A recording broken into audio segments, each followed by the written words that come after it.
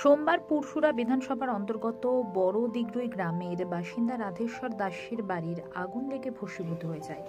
মঙ্গলবার রাধেশ্বর দাসের বাড়িতে যান এলাকার বিধায়ক বিমান ঘোষ। এদিন তিনি তার বাড়িতে গিয়ে আর্থিক সহযোগিতা করার পাশাপাশি পাশে থাকার আশ্বাস দেন তিনি। দেখুন বিস্তারিত। খুব দুঃখজনক ঘটনা। কী থেকে আগুন লেগেছে এনারা এখনো বলতে পারছেন না, জানি না, মানে অনেকটাই পুড়ে গেছে এবং বাড়ির টিভি থেকে শুরু করে কাঠ থেকে শুরু করে ছিল পুরো পরনের পোশাক টোশাক সবই পুড়ে গেছে, ছাই হয়ে গেছে। আমি আজকেই খবর পাই, হয়তো ঘন্টা তিনেক আগে, পাওয়ার সঙ্গে সঙ্গেই ছুটে আসি।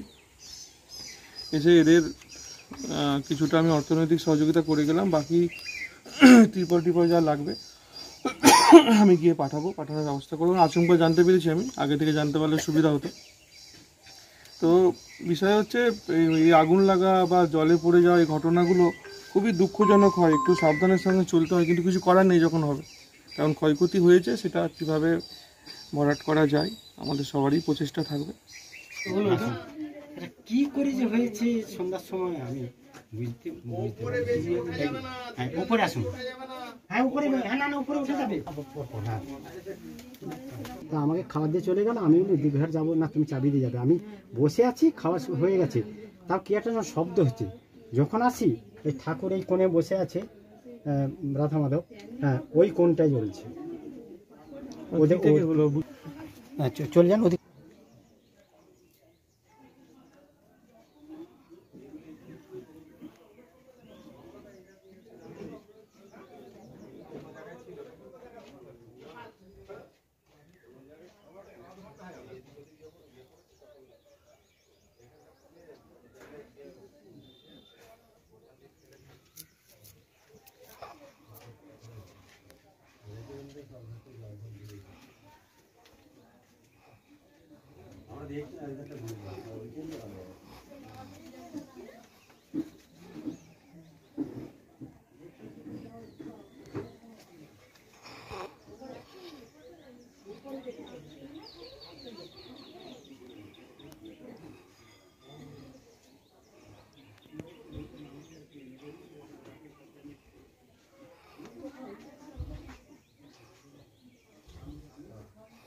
আমাদের মানে এই তো শরীর খেটে খাবারও সেরকম ইয়ে নেই, কিন্তু এমন একটা কিছু করুন যেন আমরা তাতে থেকে উপকৃত হতে পারি।